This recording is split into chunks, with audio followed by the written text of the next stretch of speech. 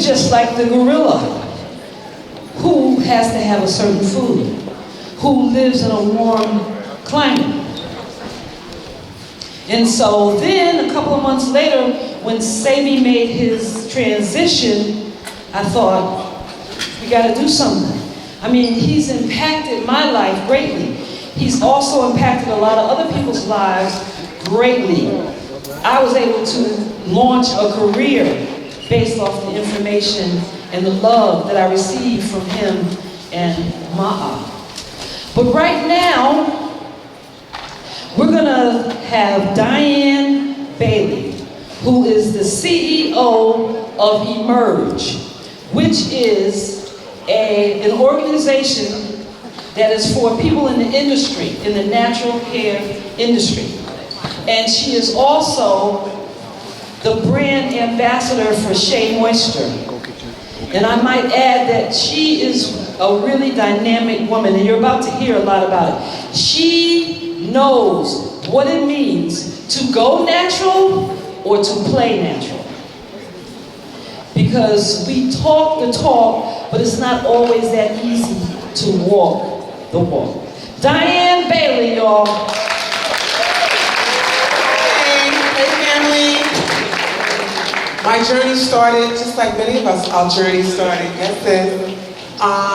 You know, trying to find self in a culture that has no reflection of you. But somehow the Creator led me to a path that fought everything that I was raised to believe. Going natural. In my family, if you're from the Caribbean, you'll know that wearing your hair natural was frowned upon even within your darkest places in your house. You know, you immediately, if your hair reverted back, you would want to quickly straighten it. And so I did that for a long time, like most of us has done, until I was on my own. My mother asked me to please leave her house. And I was like, okay, thank you, I will. And when I did, that's when I discovered African culture, African history, and eventually my core of loving myself. And by the time I was mid-30s, I had started my own business and called Tendrils Hair Spa in Brooklyn. And I had been doing relaxers because I'm a cosmetologist. That's what they teach you in cosmetology school. They teach you to transform your hair into something other, right? They teach you. As a matter of fact, this is in the 80s when you went into one of the books, they would say that our hair was coarse and that we would have to change it in order to make it better. There was no language. There was nothing that addressed our hair. Until I wrote the first book. And I wrote that book in 1999. Tulani Pilar and Esmeralda Simmons and Gone Sal and Gone Stand Up. We went to the state of New York and we said, no, we want to be able to wear our hair this way. We wanted to be able to wear our hair with braids, locks, coils, kinks. We fought very hard, and we won the opportunity to have a natural hair license. In New York State is the first state in the country to get the license for natural hair, so let's say we got it.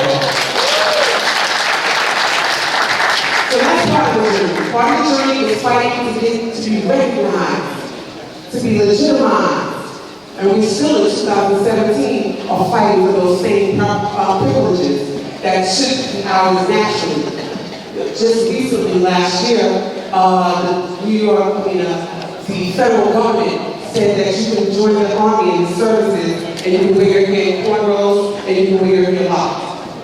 The U.S. government finally acknowledged that the people who can die for you, the people who can fight for your freedom, can have hair as nappy as God made it to be.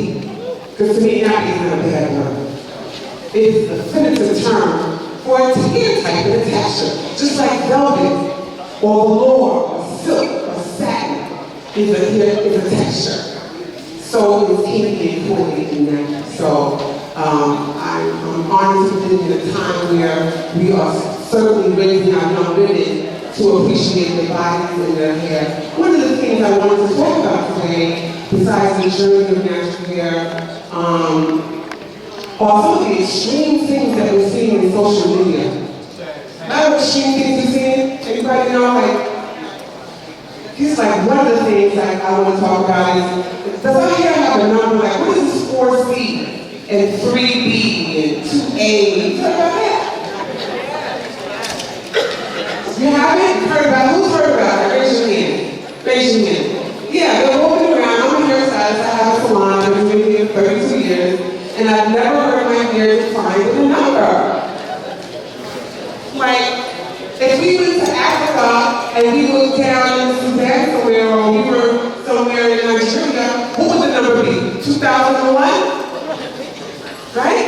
They limit us by a number and a letter. So in actuality, let's say it's 4A and a 4B. So what would a 4C be or a 4D?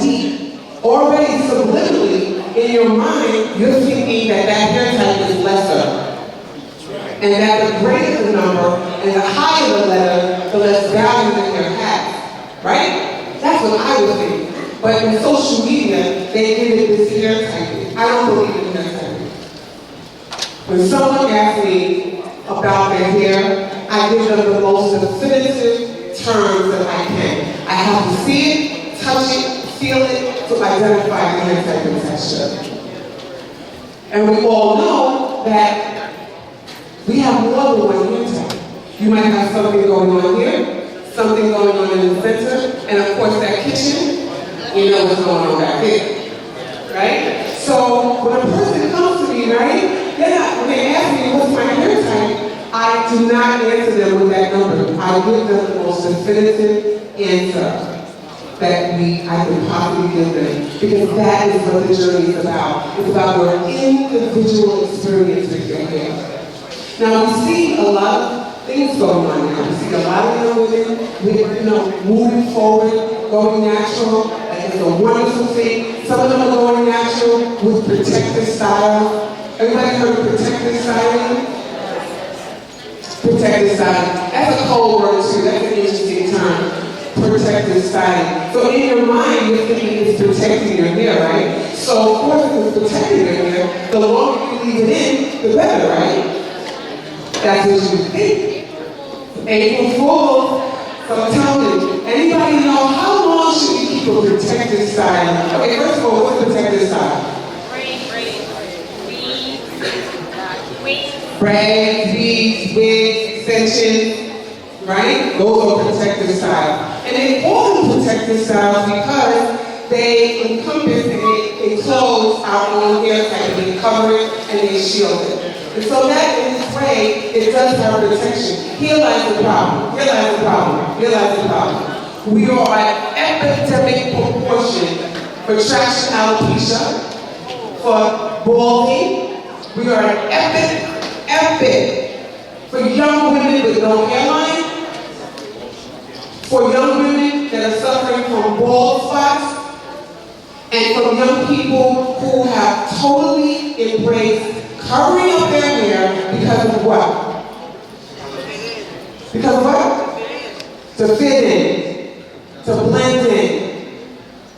So how are we going to manifest a different mindset? What we have to offer is cultural, has been around for thousands of years, and it was not done to hide. It was done to embrace and to embellish and to celebrate. That's what our hair was supposed to do. But somehow, in this culture, it has been just the opposite. We are not celebrating our hair. If we're not celebrating our hair, what are we not celebrating? Ourselves. Ourselves. So even though we see more natural, it has been diluted. It has been divisively changed. And what I want to do, what she wants to do, and what I'm doing right now with my new company called Emerge, is I'm going to be able to train stylists, product manufacturers, like here, and enthusiasts, bloggers. Who's bloggers? Bloggers. To be able to talk about natural hair in the most definitive term, as well as to create professional development within our industry. And a collective, when I say collective, that's what I mean. I mean a collective resource for professional development. So we'll be coaching, we'll be mentoring, and we'll be helping people get their businesses together, because that's what it's going to take. This industry, people, the natural hair industry, 741 million a year, just us. Just us, that's not the other part. 741 million. How much do you think that stays in our community? Maybe 3 cents, maybe 3 cents of it. How much that stays in our community is depends, it's on us to decide. It's on us to decide, collectively. The strategy, what it looks like, one of the things when you come to our meeting, one of the things that we're going to ask you is, what does 2025 look like? We just heard about it, 2018. If you just think about 2018, then you're on the wrong page. The page you should be on is 2025, 2040. Because that's what it's going to take for us to gather our strength and our direction just around the beauty industry. I haven't talked about other stuff. This is just beauty. But because beauty is such a big part of our industry, this is something that we do have ownership of. And we can address the needs of that. I want to thank you so much for the blessings. All right, in the back, we have more to ask you. Thank you. Thank you, Diane.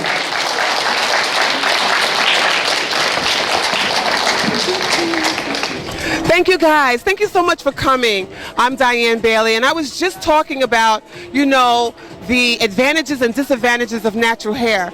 And I have my book, Natural Hair and Braiding by Milady. One of the things I wanted to share with you, this is not a magazine, this is not a tabloid, this is a textbook for beginners and people already in the industry. Not only do I have technique, but I have the science, art, and I have a list of herbs, botanicals, sea and earth botanicals that you can use for natural hair. Natural hair is not just trending. Natural hair is a lifestyle. It is a way of being. It is who you are from the inside out. So thank you so much for coming. See you the next time at Go Raw, New York. Yes, so how do you get in contact with me? My name is Diane C. Bailey on Facebook, Diane C. Bailey Afro Diva on Facebook, also Emerge. Emerge is on Facebook, Emerge Natural Hair Beauty Alliance. Thank you so much.